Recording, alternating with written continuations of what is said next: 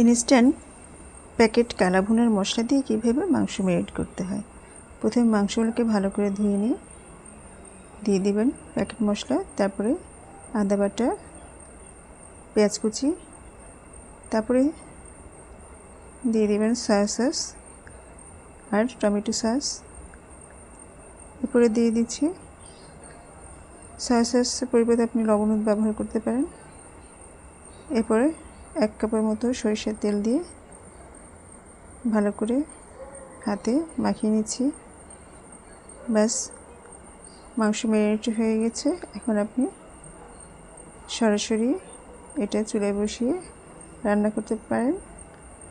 Video ভালো লাগলে অবশ্যই লাইক কমেন্ট শেয়ার করবেন। সবাই ভালো থাকুন, সুস্থ থাকুন। আল্লাহ হাফেজ।